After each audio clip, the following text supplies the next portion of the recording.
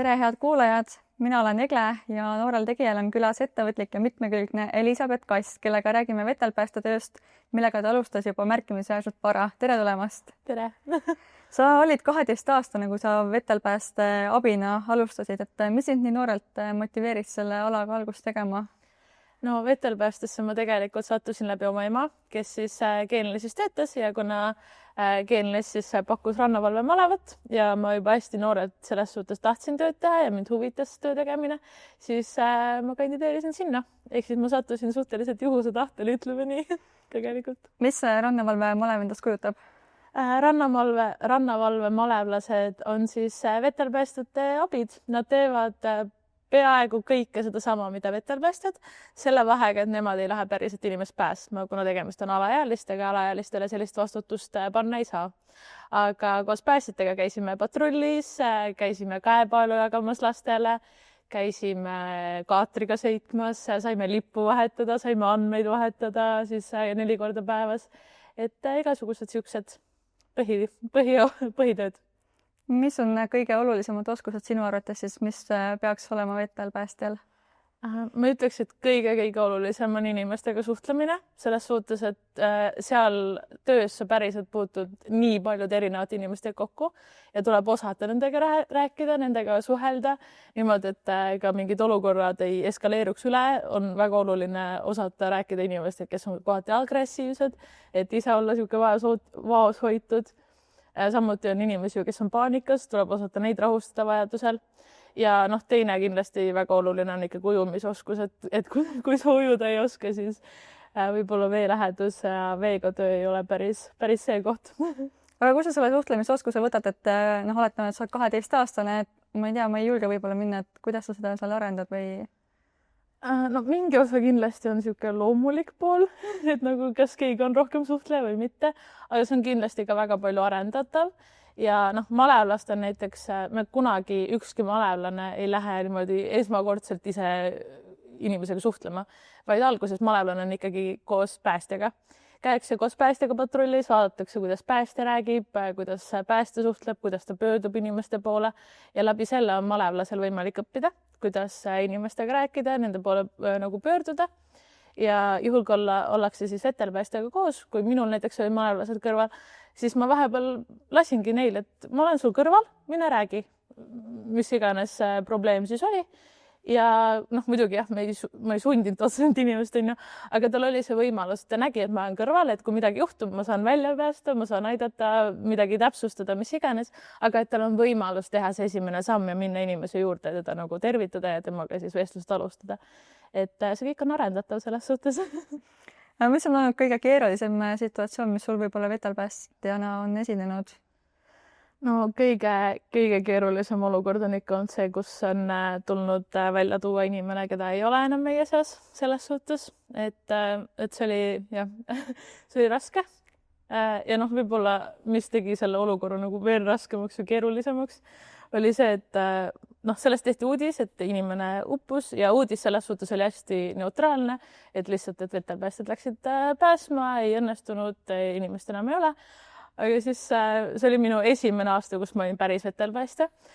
Ja siis ma läksin kommentaaridesse, mõtlesin, et huvitav, mis inimesed arvavad. Ja siis sealt tuli, et kuidas vetelpäästjad on täiesti mõttetud inimesed ja umbes ühiskonna rämpseneid ei peaks olemas olema, nad peaksid ise ära uppuma. Ja siis see oli see, mis tegi hästi keeruliseks selle olukorra. Ja kuna too hetk veel ei olnud ekspertiisi ka tulnud, iga uppuja kohta tehakse ekspertiis, siis hakkas jõhkralt ketrama, et kas ma oleks saanud midagi paremini teha, kas ma oleks saanud ikkagi varem reageerida, kas ma oleks pidanud varem märkama, mis iganes. Ja siis, kui tuli ekspertiis, tegelikult meie ei olnudki süüdi, inimene oli hästi jääkas ja tal lihtsalt ütles süda üles, tal kopsud olid veest tühjad ja see mingil määral natuke nagu aitas, aga ikkagi see võitis päris mitu kuud, et sellest nagu taastuda. Et ikka mõtled, et nüüd kellelgi ei ole mingit vanaisa kuskil või et see on ikkagi see. Kuidas igapäevaselt tulla nendest olukordadest välja, eriti kui sa oled alles värskelt alustanud? Eks ilmselt on inimestel hästi erinev. Mul lihtsalt õige see, et ma lihtsalt jätkasin enda tööga ja mul töökaaslased olid selles suhtes toetavad ja mul pere oli toetav ja ma lihtsalt ma sain aru, et see on selles töös paratamatu mingil määral, et kui sa sinna lähed, sa pead arvestama, et võib juhtuda kõige hullem ja sa pead olema selleks valmis. Aga eks inimestel on jah, see toimetulek hästi erinev. Ma tean ka inimesi, kes on sellest tööst loobunud, sellepärast kuna nad ei ole suutnud sellest olukorrast välja tulla, mis on ka okei, see iga inimene ei peagi ja ei suudagi, aga jah, ma lihtsalt nagu läksin tööga edasi ja see juhtus augusti lõpus suhteliselt, ehk siis juba rannavalve sai väikselt läbi ja siis juba tuli kooli minna, et tuli nagu muud asjad peale. Aga jah, aeg on see peamine. Kuidas sinu arvates noored suhtuvad vetelpääste töösse? See on päris erinev, ma ütleks. Osad on ikka sellised, kes väga hindavad seda, aga on ikkagi osad on ka sellised, kes vaatavad, et umbes, mida see vetelpääste tuleb, ütleb mulle, et kui ma tahan, siis ma joon siin rannas ja et eks selliseid inimesi on ka. Aga ma arvan, et pigem ikkagi suhtutakse vetelpäästetesse lugupidavalt ja ikkagi saadakse aru, et see on oluline ja vajalik. Eriti kui Baywatch välja tuli, siis me olime eriti populaarsed. Arusaadav. Aga kui palju noori üldse teab päriselt, milline see vetelpääste töö on? Kas see on pigem nagu ettekujutlus, et mis ta võiks olla või on ikkagi noortel see teadmine olemas? Issand, ma ei oskagi võib-olla päris täpselt selle vastata. Eks ikka on see, et ilmselt filmid ja sarjad kujundavad selle suuremas pildis, milline see võiks olla, aga see on Eestis vähemalt selline, ta päris ei ole, me trikooga kuskil ringi ei jookse, vaid pigem istume kuskil pusa ja pleidises kohati Eesti ilmadega. Aga ma arvan, et inimesed ikkagi on pigem teadlikumad, eriti inimesed, kes käivad pidevalt rannas, nad ikkagi näevad meid, nad teavad, mis me teeme. Et ma arvan, et see on ikkagi aktuaalne ja eriti suve eel ikkagi seda vetelpääste teemat tuuakse üha enam uuesti välja, ikka inimestele tuletakse meelde, mis me oleme, kes me oleme, miks me midagi teeme, mis rannas on lubatud, mis ei ole, et kogu see veeohutuse teema ikkagi tuleb ka alati üles. Mis siis on lubatud ja mis ei ole? No kui rääkida siis Tallinna randadest või üldse siis meil valvatavatest randadest, siis ei ole lubatud lemmikloomad, mis on siis Tallinna linna poolt heakorra eeskirjades samamoodi kirjas. Kaasa arvatud ei ole lubatud poamaod näiteks, kellega meil on rannas külas käidud ja siis vaadatakse meil otsa, aga ta ei ole ju koer. Ja siis katsu inimesele selgeks teha, poamaaga ka ei tohiks rannas ujumas käia. Samuti klaastaara, alkoholi tarbimine, suitsetamine tegelikult. Kohati me otseselt ei keela inimestel vette minna, aga siiski on lipuvärvid, mis indikeerivad mingit ohtu, et võib-olla vees ei ole kõige turvalisem mingisugusel päeval või mingil ajahetkel. Ja eks need on need põhilised. Aga täna sa tegutsed siis rohkem ise juba koolitajana, saan ma aru? Jah, minu põhitöö on selles suhtes küll auditis ja ma siis üritan siin ülikooliga lõpuni jõuda, aga muidu jah, ma siis koolitasin välja uusi malevlasi, ehk siis olin malevlaste projektijuht. Mis koolitusi või mis sa täpsemalt hõlmasid, mis sa neile rääkisid, õpetasid? Malevlastele ma tegin selliseid põhilisi koolitusi. Esimene koolitus, mis minu jaoks oli hästi oluline, oli töötukassa koolitus, kus räägiti, siis kutsusime töötukassa endale rääkima ja räägitigi siis noortele erinevatest lepingutest, mis on nende õigused, mis on nende kohustused, mida näiteks me tohime neile tööülesandeks anda, mida me ei tohi neile tööülesandeks anda. Samuti lepingute lugemist ja selliseid nagu õiguslikku poolt natukene ja kõik see, et mis puudutab erinevaid vanuseid, kes kui kaua tohib tööd teha ja mis perioodil ja kas koolivaheajal või kui ei ole koolivaheaega, et see oli ka selline üldine nagu silmaringi avardamine, et malevlasi ja eriti noori ka võib-olla kuskil muudes kohtades ei kuritarvitataks nende aega, sest nad lihtsalt ei ole teadlikud, mida paraku tehakse ilmselt päris palju. Aga siiski, et lihtsalt seda teadlikkust natuke tõsta. Et see oli küll hästi huvitav, kui ma neile andsin töölepingud, mulle meeldis alati teha niimoodi, ma kõigepealt andsin töölepingud ja siis tuli töötukassa rääkima. Ja töötukassa hakkas siis lepingutest rääkima, siis minu esimene küsimus oli, kuulge, et ma andsin teile siin lepingud kätte, kui paljud teist selle läbi lugesid? Ja siis kõik võtavad oma lepingu kuskilt kotist, hakkavad lugema seda. Et see oli nagu sihuke võib-olla selline üldine nagu teadlikkuse tõstmine. siis mina ise tegin neile koolitust malevast endast, et mida see töö hakkab hõlmama, rääkisin mingitest erinevatest olukordadest, mis minul endal on olnud, kas malevlasena või siis vetelpäästjana. Lasin ka neil rääkida, et mis nad üldse arvavad, mis neid ees ootab, mida nad tahaks teha, mida nad võib-olla nii väga ei tahaks teha, kuidas mingites olukordades hakkama saada, et samamoodi, et kui on mingisugused agressiivsemad inimesed, kuidas nendega nagu suhelda või käituda või mis oleks ju kõige, et rääkisin nagu sellist üldist poolt. Ja siis lisaks ma tegin neile siis kutsusime tegema ka ujumiskoolitust, kus ikkagi räägiti erinevatest ujumisviisidest ja meetoditest, et jah, mis sest, et nad pääsma ei lähe, siis ikkagi on oluline, et saaksid ise ka vees hakkama. Õnneks väga paljud juba, kes ikkagi tulid, oskasid ujuda, aga et ikkagi nad enam-vähem saaksid vees hakkama, oskaks enda keha nagu tunnetada ja kasutada ja aru saada, et kuidas seal vees olla.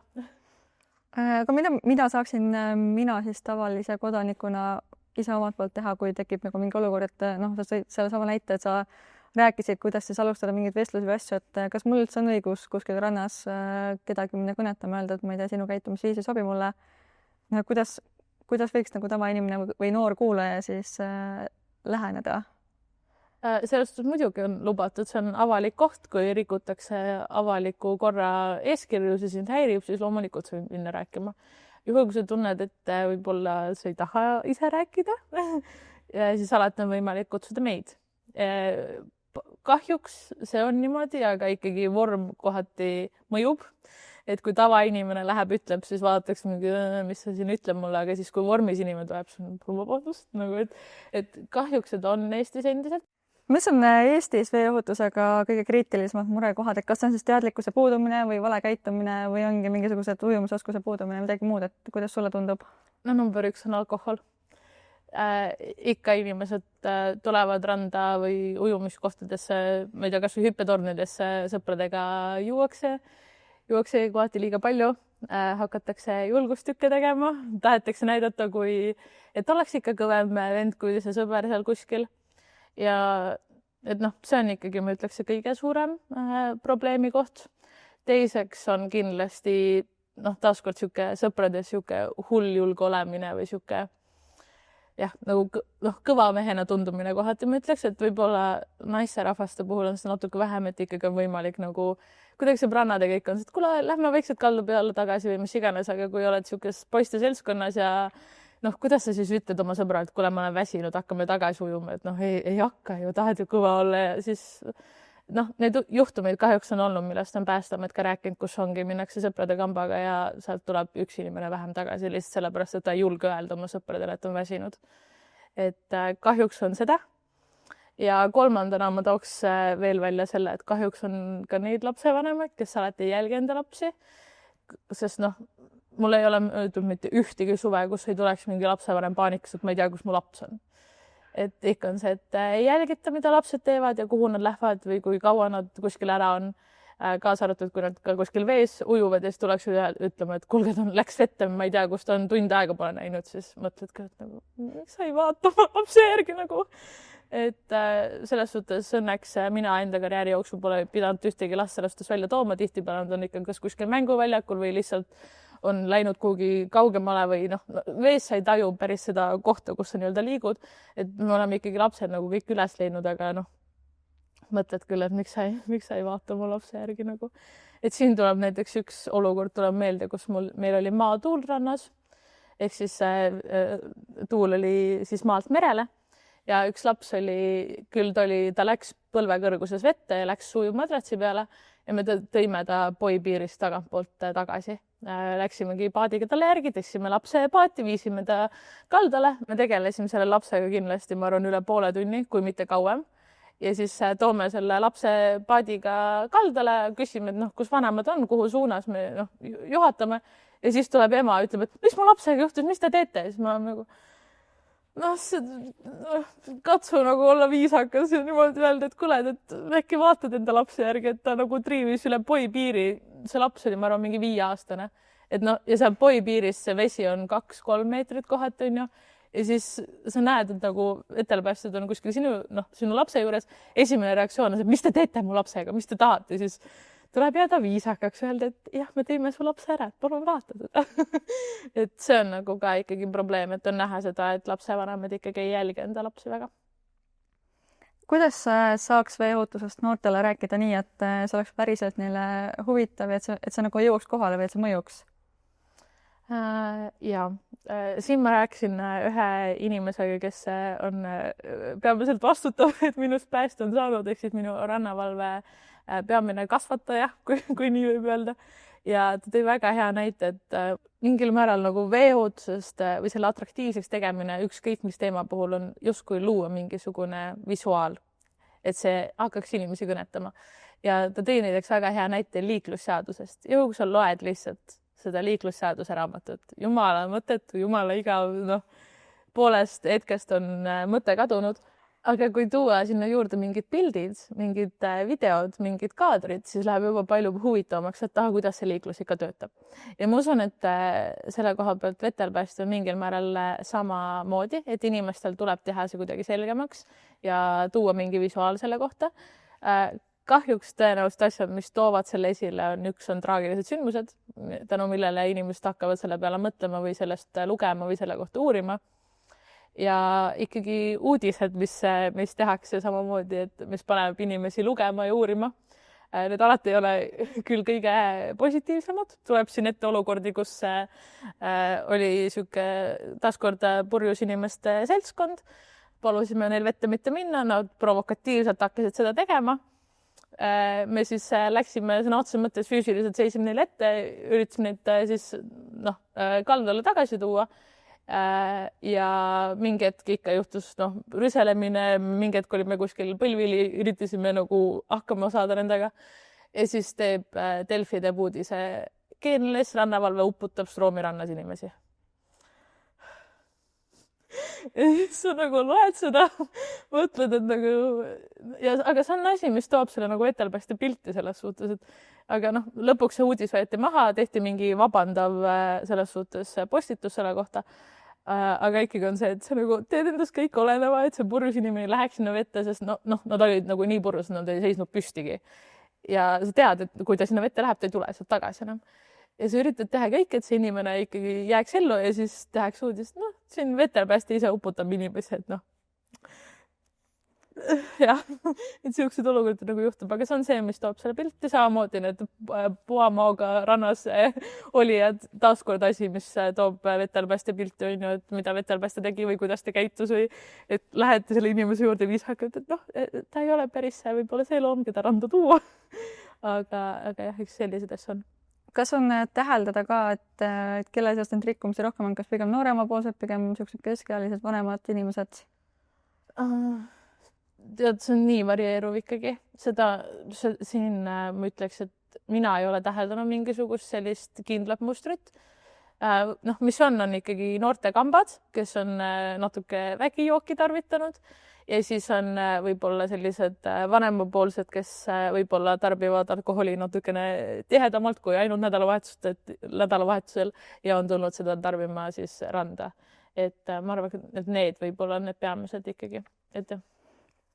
Kas noori saab ise ka kuidagi kaasata just nagu veeohutuse mingi teadlikkuse tõstmiseks, et neil oleks selline aktiivsem roll või mis sina arvad? Üks viis, kuidas ma seda üritan teha, on läbi ikka selle maleva, et tuua inimesi sinna ja siis tutvustada neile seda valdkonda ja eks ta ikka on mingil määral selle eesmärgiga, et tulevikus oleks ka vetelpäästjaid juures, kelle jaoks see oleks oluline, kelle jaoks oleks võib-olla siuke missioon, mida ellu viia. Et seda saab ikka ise teha, aga ma arvan, et see on asi, mida tuleks rääkida ikkagi ka tegelikult koolis. Minu koolis seda näiteks räägiti, küll räägiti rohkem, et võõras kohas peaga vette hüppamine ei ole tark mõte, et nende kohta on igasuguseid olukordi õnnetusi juhtunud. Aga ma arvan, et see vetelpääste võiks olla ka mingi teema, mis selle käigus nagu tegelikult läbi käib, mis võiks kaasata inimesi ja neid noori sinna teemasse. Sa õpid TalTechis ärindust ja töötab täiskohaga ja vist juhendad lasteaedades ka teadusringe. Ja veel koolitad siis neid vetelpäästjaid, kuidas sa kõike seda ajaliselt jõuad? Jah, ma enam küll aktiivselt teadusringe ei tee, küll aga ma teen ikkagi tihti, enamasti suveperioodidel või talveperioodidel, kus on siis suvepäevad või jõuluüritused, käin teadusteatrit tegemas. Et teadusringe ma jah, enam igapäevast ei juhenda, sest lihtsalt ei ole aega selle jaoks enam. Aga jah, ma olen täiskohaga tööl ja siis teen nipet-näpet veel kõrvalt. Aga kuidas ma seda kõike jõuan, on lihtsalt see, et ma teen seda, mida ma armastan. Et nagu see, mida ma teen, see paneb mul silma särama, ma teen seda hea meelega, ma teen seda kogu oma südamest. Ma ei tee ühtegi asja vastu tahtmist, sest ma arvan, see on see, mis lõpuks põletaks läbi, et kasvõi kui ma mõtlen rannavalve peale, siis isegi kui seal olid 10-tunnised päevad pidevalt päikse käes, mingil hetkel lihtsalt see päike on see, mis su läbi võtab. Aga ikkagi ükskõik kui palju oli jama, ükskõik kui palju oli kellegagi mingisugust jagelemist või 10 korda seletamist, miks ikka see alkohol ei sobi randa ja 100 miljon asja veel, siis alati koju jõudes mul oli nagu rõõm olla, sest ma teadsin, et vähemalt üks inimene, kui mitte rohkem, jõudis koju turvaliselt tänu sellele, et ma seal olin. Ja jah, ma teen lihtsalt seda, mida ma tahan teha, mida ma armastan teha. Ja see on see, mis toidab tegelikult, et ükski asi ei söö mind nii-öelda ära, vaid see annab mulle justkui põhjust elada ja põhjust asju teha. Kuidas sa enda nädalavahetusi veedad, mis sa vabal ajal teed? No praegu ma remondin oma kodu. Panime just põrandat ja mingit siukseid asju, aga üldiselt ma olen hästi lihtne inimene. Mulle meeldib käia minu elukaaslasega maal. Eelmine aasta ehitasime kasvuhoonet näiteks, et mulle meeldib lihtsalt olla oma perega, vahepeal lihtsalt olla, vaadata mingit head filmi, süüa midagi maitsvat ja lihtsalt olla paigal, juhul kui on pidevalt siukest ringi jooksmist muudes valdkondades. Kas vetelpäästja kogemus on andnud sulle eluks ka mingeid olulisi oskusi, mida sa saad enda teistes tegemistes rakendada? Jaa, kindlasti. Esiteks kindlasti suhtlemisoskus. Juba lihtsalt see, et ka see, kuidas ennast väljendada, ma arvan, on väga palju tulnud sealt. Et kuidas teha enda hääl nii-öelda kõlavaks, panna inimest aru saama, et nii on. ja ühesõnaga suhtlemisoskus on kindlasti see põhiline, ma arvan. Aga ikkagi sellest tööd iseloomust tulenevalt ma olen ikkagi väga palju rohkem hakanud hindama seda, et loeb see, kus sa oled ja et sa oled elus ja sa oled olemas ja su pere on olemas ja nendega on kõik hästi. Sest et taaskord tuletan siin seda enda olukorda meelde, et kunagi sa ei tea, mis juhtuda võib ja mis hetkel midagi võib kuidagi nihu minna, et see ei pruugi alati olla terviserike, vaid mis iganes ka muu olukord või keegi on lihtsalt kuskil pahatahtlik, et alati kõik ei ole ju ka sinu teha. Aga see töö on selles suhtes andnud väga palju sükest väärtustamisoskust, üleüldiselt elu väärtustamist, inimeste väärtustamist, suhete väärtustamist ja päriselt hindamist seda, mis olemas on ja mis su kõrval on. Mis on üks selline oluline teadmine sinu poolt noortele, mille sa siis neile suve eel kaasa annaksid? No ma arvan, et kõige, mis ma tooks välja, on see, et hinda päriselt enda oskusi. Et kui sa tead, et sa ei ole võib-olla vees ei tunne ennast kõige kindlamalt, siis võib-olla ei tasu sinna vaateplatvormile minna ja sealt alla hüpata, sellepärast, et olla sõprade seas hästi populaarne. Ja üldiselt jälgi oma sõpru, vaata, kus nad on ja anna teada, juhul kui sa lähed kuhugi vette või ole mingi seltskonnaga, et selles suhtes kas juba see, et see väike sõna, et kuulge, ma käin ujumas korraks. Su sõbrad teavad, nad ootavad see mingi hetk tagasi.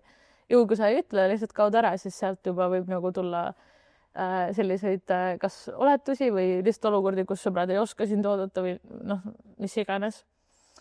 Ja ma arvan, need on kõige olulisem. Teavita enda sõpru ja ära üle hinda enda oskusi selles suhtes. Kuhu sa tahaksid vetelpääste veeootuse alal tulevikus jõuda, et mis on sinu jaoks võib-olla sellise 3–5 aasta suuremad eesmärgid? no ma kindlasti tahaks tulevikus jätkata veel malevaga. See suvi ma küll malevat kahjuks enam ei tee, sellepärast kuna Tallinna randades siis toimus uus riigihange, mida siis Geenelis ei võitnud ja seetõttu ei tule sinna ka malevat või no vähemalt minu teada ei tule, ma ei oska öelda, mida siis teine ettevõte teeb. Aga kindlasti on lootus, et kunagi see malev tuleb ikkagi tagasi ja mul on võimalus noortele seda teemat tutvustada ja selles suhtes neid kaasata, sest mul on olnud tegelikult, mul tuleb kohe päris mitu noort meelde, kes esmakordselt tulid malevasse niimoodi, et vanemad lükkasid, et minge kodust minema umbes on ju, tehke suvel midagi. Ja maleva alguses olidki umbes siuksed, et mis asi see nüüd on ja mind umbes pooleldi sunniti siia tulema ja ma ei taha siin olla ja mis asja. Ja siis tuleb suvi läbi ja siis tullakse minu juurde ja öeldakse, et kuule, kui järgmine aasta tuleb, anna mulle palun teada, mulle nii meeldis. Või kes on juba saanud siis 17 või 18 või jõudma siis 18-aastaseks, siis tullakse ikka ütlema, et kuule, et kui päris vetelpääsjad hakatakse otsima, anna mulle palun teada, et ma tahan nii väga tagasi minna, et kui neid noori tuleb, siis mul on alati nii hea meel ja ma tunnen, et ma olen kuidagi midagi ära teinud või midagi õigesti teinud, et need noored on saanud selle pisiku, et on oluline üksteist hinnata, üksteist väärtustada ja anda mingisugune panus sinna, et inimesed jõuaksid koju turvaliselt, kui nad on tulnud randa. Aga aitäh sulle tulemast ja teadmisi jagamast. Soovin sulle jõudu ja jaksu. Ja aitäh kutsumast.